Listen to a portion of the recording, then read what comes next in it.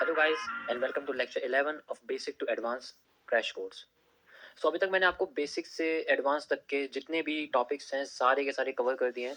आज मैं आपको टीएमएस और आरएमएस के बारे में बताऊंगा। TMS means trade management system and RMS is risk management system.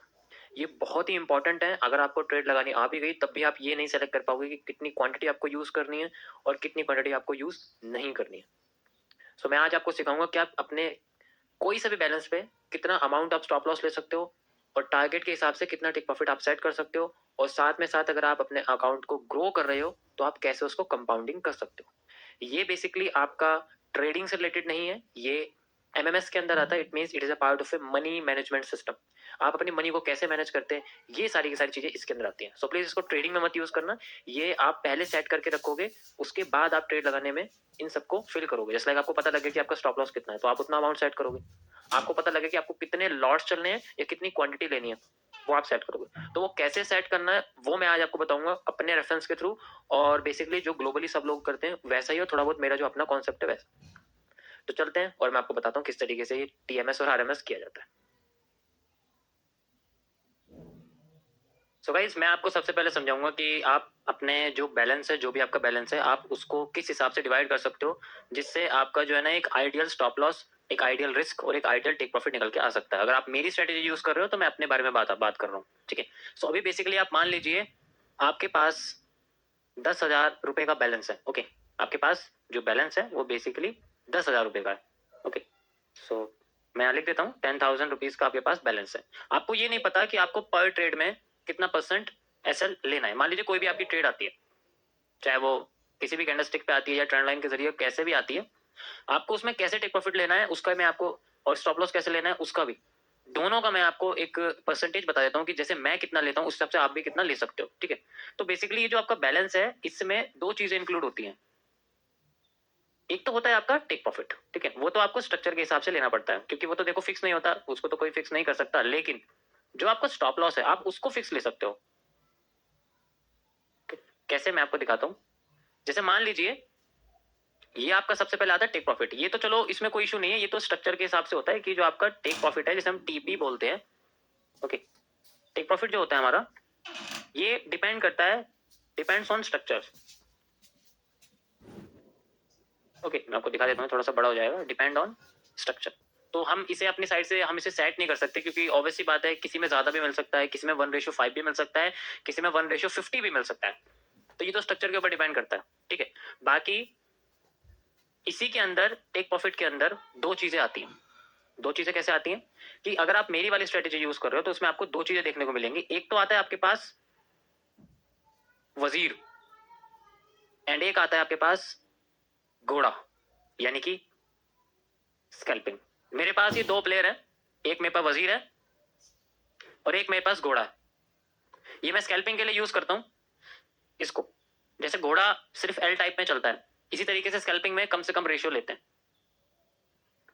वजीर जहां तक उसे जगह मिलती है वो वहां तक चलता है, तो वजीर को मैं इन्फिनाइट रिस्क रिवॉर्ड तक कोशिश करता हूं लेने के लिए।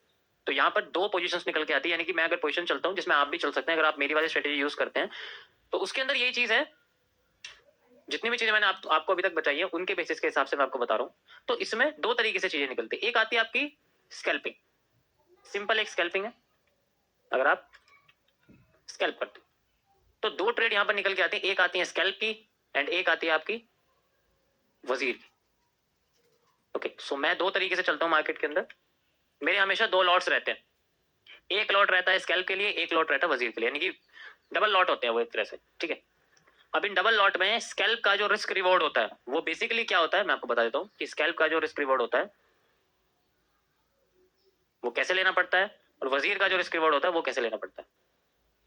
स्कैल्प का रिस्क रिवॉर्ड बेसिकली 1:1.2 से लेकर 1.5 तक होता है।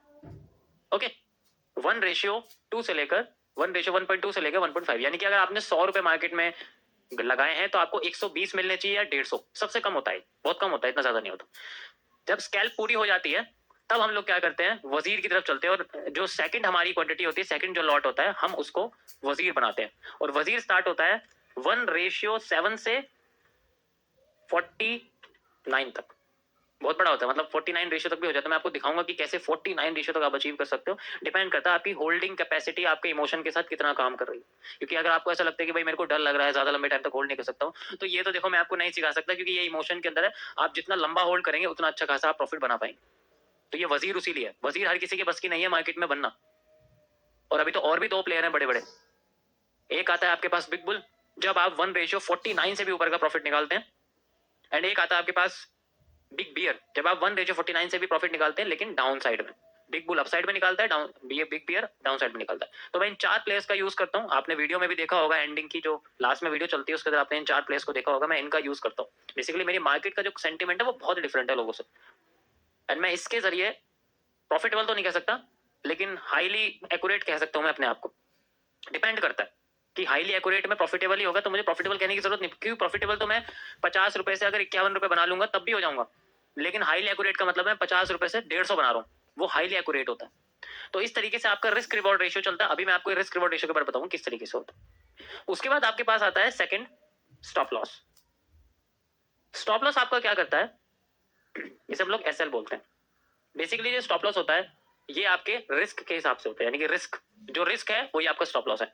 और इसको हम लोग 1% से, मतलब मैक्सिमम मैं आपको बता रहा हूँ, मैक्सिमम जो होता है 1% से 2% के बीच में लेते हैं। 1% से 2% के बीच में ये रिस्क मैनेजमेंट होता है।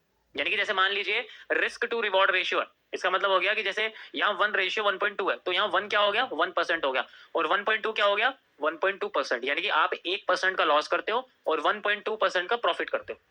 इसी तरीके से वजीर के अंदर 1% का लॉस हो गया और 7% का प्रॉफिट हो गया, और 49% तक के प्रॉफिट तक का आप स्टेबलाइज कर सकते हो, अपने प्रॉफिट बना सकते हो। ठीक है, तो इस तरीके से आप इसको कैलकुलेट कर सकते हो। यानी कि ये जो रिस्क है वो 1 के बराबर है। 1 में आपको अपना रिस्क डालना है। जैसे आप अभी 2% रिस्क ले रहे हैं, एसएल आपका 2% है, तो यहाँ पर आपको जो रिस्क टू रिवॉर्ड रेशियो है वो 2% का लॉस हो गया और 2.4% का प्रॉफिट हो गया। इसी तरीके से वजीर के अंदर 2% का लॉस हो गया और 7 टू 14% का आपका प्रॉफिट हो गया, यानी कि डबल हो चुका है। लेकिन रिस्क भी तो डबल हो गया आपका। डबल रिस्क तब लिया जाता है जब आपको अपने ट्रेड्स में 100% से भी ज्यादा की श्योरिटी रहती है, बहुत ही ज्यादा श्योरिटी, आपके पास बहुत सारे एविडेंस है। यानी कि सीडब्ल्यूएल भी काम कर रही है, सीडब्ल्यूसी भी काम कर रही है, मार्केट सपोर्ट पर भी है, साथ में उसने बुलिश या बुलिश एंगल्फिंग बनाई या कोई हैमर टाइप कैंडल बनाया, और वो वहां कई बार रिजेक्शन कर चुकी है। तो इतने सारे एविडेंस इकट्ठे होने के बाद आपको लगता है कि ये मेरे लिए सुपर पोजीशन हो सकती है और मैं इसमें मैक्सिमम से मैक्सिमम लॉस लेने की कोशिश करूंगा ताकि मैक्सिमम से मैक्सिमम प्रॉफिट बना सकूं। इसकी वजह से आपके लॉट एक्स्ट्रा चलेंगे। अभी मैं आपको लॉट के बारे में बताऊंगा कैसे आप लॉट एक्स्ट्रा लोगे। अभी मैं आपको ट्रेड मैनेजमेंट नहीं, अभी आपको रिस्क मैनेजमेंट समझा रहा हूं, कैसे आप रिस्क मैनेजमेंट करो। तो यहाँ पर अब सारी की सारी बात आती है, जो 1% है ये आपका 10,000 का 1%, यानी कि अब आपका जो बैलेंस है वो कितना हो जाएगा, बैलेंस कितना यूज होगा बैलेंस का, 1%। यानी कि जो आपका हर ट्रेड में स्टॉप लॉस लगेगा वो कितना लगेगा, 100 रुपए से 200 रुपए के बीच में। यानी कि आपका जो स्टॉप लॉस है वो लगेगा बेसिकली 100 रुपए से 200 रुपए के बीच में। ये आपका बेसिकली स्टॉप लॉस है पर ट्रेड का। यानी कि मैं इसमें लिख देता हूं, यहाँ आपका पर ट्रेड का स्टॉप लॉस है। ओके, आई होप आपको ये चीज समझ में आ रही होगी, सिंपल सा। ओके, बैलेंस के हिसाब से 1% और 2% इतना बैठता है, और इसी का आप समझ सकते हो कि इसी को 7 से और 49 से मल्टीप्लाई कर दोगे तो इतना आपका प्रॉफिट। यानी कि अगर आपने 1:7 का रिस्क रिवॉर्ड निकाला है तो आपके लिए 7 को इससे मल्टीप्लाई कर दो। अगर आप 1% का रिस्क ले रहे हो तो यहाँ पर आपका 700 का प्रॉफिट है। इसी तरीके से इसको मल्टीप्लाई कर दोगे तो आपको यहाँ पर 1400 का प्रॉफिट है, यानी कि 1400 का 1400 का आपका प्रॉफिट है। इस तरीके से आप अपना डिवाइड करोगे, और ये एक आइडियल रिस्क है। इससे ज्यादा लोगे तो आप लॉस में रहोगे। अब आपको पता है कि अगर आप 1% का रिस्क लेते हो तो अगर आपके पूरे बैलेंस पूरे 10,000 रुपए को आपको खत्म करना है तो आपको कम से कम 100 ट्रेड चलनी पड़ेगी, वो भी लगातार लॉस में। अगर आप लगातार लॉस में होते हो तब जाके आपका पूरा का पूरा बैलेंस खत्म होगा। और मैं इतना जानता हूँ कि मेरे से सीखा हुआ बंदा इतना बेवकूफ नहीं होगा कि वो 100 बार क्या 10 बार भी अगर लगातार लॉस करे। क्योंकि अगर आपने 2 बार भी 1:7 निकाल दिए, वो 2 बार भी आपने वजीर निकाल दी, तो आपका बैलेंस 14% से ग्रो कर जाएगा या फिर 28% से ग्रो कर जाएगा। डिपेंड करता है। मैंने आपको मिनिमम रिस्क रिवॉर्ड दिखाया है। अगर आप मेरी लाइव ट्रेड देखोगे, मतलब लाइव एनालिसिस देखोगे, मैं लाइव ट्रेड तो नहीं दिखाता हूँ लेकिन एनालिसिस आप देख सकते हो, उसमें मिनिमम 1:20 तो निकलता ही निकलता है। कभी कभी होता है स्कैल्पिंग निकल जाती है, लेकिन 1:20, और ज्यादातर जबकि आप देखोगे जुलाई के मंथ में, जुलाई के एंड में मैंने 3 बार लगातार 1:100 की पोजीशंस निकाली है। वो बहुत बड़ी बात है, और वो भी एक ही दिन में 1 घंटे के अंदर, वो मतलब एक ही बार में अमाउंट डबल हो चुका है। वो भी 1% के रिस्क के साथ और 100% के प्रॉफिट के साथ। आप भी ऐसा कर सकते हैं, लेकिन आपको उसके अंदर बहुत ज्यादा होल्डिंग और अपने अंदर पेशेंस रखना पड़ेगा, क्योंकि हर एक मोड़ पर आप सोचोगे मैं निकाल देता हूँ अपना पैसा, मैं निकाल देता हूँ अपना पैसा, और मैं निकाल देता हूँ अपना पैसा। मैं आपको इमोशन नहीं सिखा सकता, ये आपके ऊपर है। मैं आपको मैनेजमेंट सिखा सकता हूँ, और ये आपका मैनेजमेंट है। आई होप आपको ये सारी की सारी चीजें समझ में आ रही होगी। यहाँ पर बेसिकली जो आपकी ट्रेड्स हैं वो दो काम करती है। तो इसमें मैंने आपको पहले बताया कि जो 1% है ये आधा आधा हो गया, 0.5% आपकी स्कैल्प के लिए हो गई, 0.5% आपकी वजीर के लिए होगी। टोटल मिला के ये जो प्रॉफिट आपका ये निकल के आता है। भाई दो ट्रेड है ना हमारी, तो दो ट्रेड के हिसाब से यहाँ कितना बैठेगा, 1%, यानी कि आधा आधा हो जाएगा दोनों के लिए, आधी स्कैल्प के लिए, आधा वजीर के लिए। इस तरीके से आपका लॉस में जाने की जो प्रोबेबिलिटी है वो बहुत कम हो जाएगी, बहुत ही कम हो जाएगी। ओके गाइस, आई होप आपको ये चीज समझ में आ रही होगी। नेक्स्ट जगह चलते हैं ट्रेड मैनेजमेंट के ऊपर। ये तो मैंने आपको रिस्क मैनेजमेंट समझा दी, किस तरीके से आपको रिस्क मैनेज करना है अपना। अब मैं आपको समझाता हूँ ट्रेड कैसे मैनेज करनी है। देखो ट्रेड मैनेजमेंट के लिए सबसे बड़ी बात आती है, अगर मान लीजिए आपकी कैंडल है, ओके, ये आपकी एक कैंडल है और एक ये आपकी कैंडल है। मान लीजिए एक ये कैंडल है, ऐसे करके आपको पता है अगर आप मेरी स्ट्रेटेजी यूज कर रहे हो तो आपको सिर्फ कैंडल स्टिक के साइज पर ही सारा का सारा स्टॉप लॉस लगाना है। हैमर है तो हैमर का साइज लेना है। और अगर ये वाली रेड कैंडल, ये वाली कैंडल है, ये दोनों ग्रीन कैंडल, ठीक है, ये दोनों ग्रीन कैंडल। अब मैं आपको बताता हूँ ट्रेड कैसे मैनेज करना है। जैसे मान लीजिए आपको आपकी ट्रेड लगनी है इस जगह पर, तो आपका स्टॉप लॉस लगेगा पूरा यहाँ से यहाँ तक का, यहाँ से 4 पॉइंट एक्स्ट्रा लेना है। अब आपने देखा मेरा जो है ना 15.60, यानी कि अगर हम गोल्ड की भाषा में बात करें तो 1560 पॉइंट का मेरा स्टॉप लॉस आया, 1560 पॉइंट का मेरा स्टॉप लॉस आया। चलो आप इसको 1500 मत समझो, इसको 15 पॉइंट समझो बस, यानी कि 15 पॉइंट का आपका स्टॉप लॉस आया। इसके अंदर, इसके अंदर, ठीक है। एक और यहाँ पर पोजीशन निकलती है जिसके अंदर हमें पता लगता है कि मार्केट में हमने यहाँ से लगाई है पोजीशन, ये रेड कैंडल समझ लो आप, और यहाँ से लेके यहाँ तक का हमारे पास स्टॉप लॉस कितना है, 11 पॉइंट। अब आप कहोगे एक में तो 15 आया है, एक में 11 आया है, ऐसे कैसे? अब मैं बताता हूँ। दोनों कंडीशंस में आपका जो स्टॉप लॉस है वो जाना सिर्फ 1% ही चाहिए। अब कैसे कैलकुलेट करोगे? आपका जो स्टॉप लॉस है बेसिकली दोनों कंडीशन में स्टॉप लॉस सेम होना चाहिए, ये रूल है। Stop loss should be same for all conditions, बिल्कुल सेम होना चाहिए, कम ज्यादा नहीं होना चाहिए। अब मैं बताता हूं कैसे। अभी मैंने आपको बताया कि एक आइडियल स्टॉप लॉस कितना होता है, बेसिकली 1%। ओके, तो हमारे पास 1% का यानी कि हमारे पास कितना है, 100 रुपए का स्टॉप लॉस। अभी आपके मैं 10,000 बैलेंस की बात करूं तो हमारे पास 1% का स्टॉप लॉस है, यानी कि कितना हो गया वो, 100 रुपए। अभी आप बेसिकली बस इसके बारे में याद रखो, हमारे पास स्टॉप लॉस कितना हो गया, ये स्टॉप लॉस इतना हो गया। ओके, सो आप देख सकते हो। अब हमें 100 रुपए लगाने हैं। अब अगर हम लोग फॉरेक्स में हैं तो कैसे काम करेंगे? मान लीजिए अगर हम लोग फॉरेक्स में हैं तो हम लोग कैसे काम करेंगे? फॉरेक्स में मेनली आपको पता है कि हम लोग मिनिमम कितना लॉट लेते हैं। हमें मिनिमम लॉट मिलता है फॉरेक्स के अंदर 0.01 का, ये हमारा लॉट होता है। सिंपल सी बात है, ये आपका रुपए में है, मान लीजिए ये आपका भी रुपए में, तो ये आपका कितना हो गया, ये एक पैसा हो गया, ये 1 पैसा हो गया।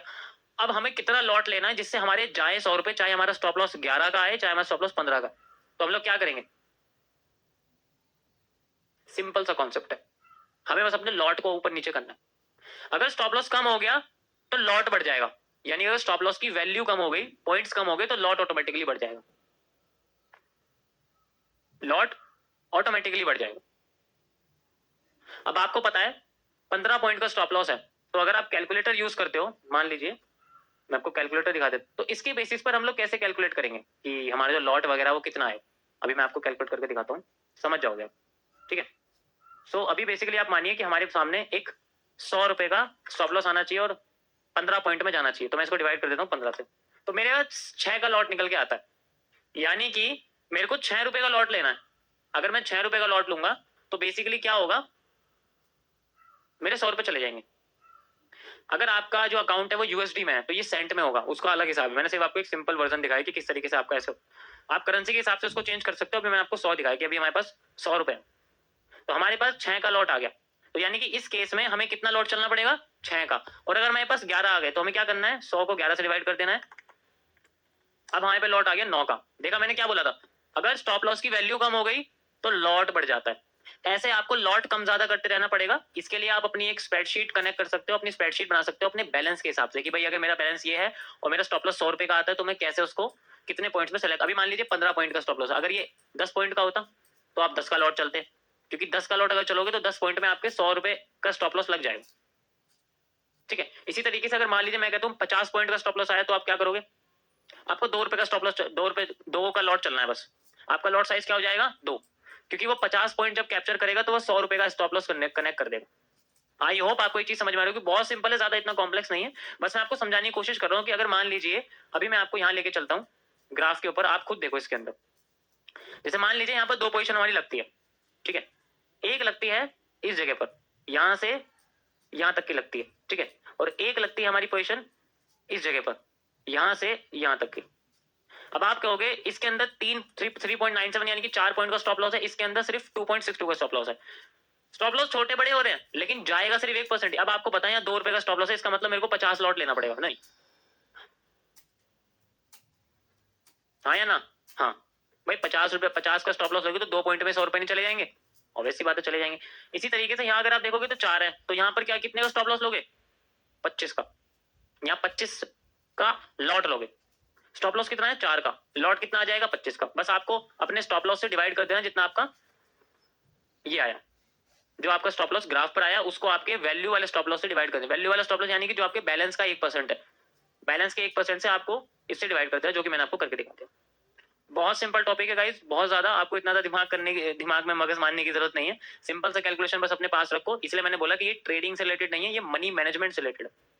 थोड़ा सा कॉम्प्लेक्स लगेगा आपको सीखने में, लेकिन इतना ज्यादा भी मुश्किल नहीं है, आप कर सकते हो। ओके, कई सारे हैं, आपको लगाने से पहले पहले इसको कई बार अपने ग्राफ पर करके देखना पड़ेगा। जस्ट लाइक यहाँ पर है तो आप करके देखो कि भाई अगर मेरा यहाँ स्टॉप लॉस आता है, मेरा बैलेंस अगर 50,000 है तो मैं कितना लूंगा, 25,000 है तो मैं कितना लूंगा, उसको आपको 1-1% के हिसाब से डिवाइड कर।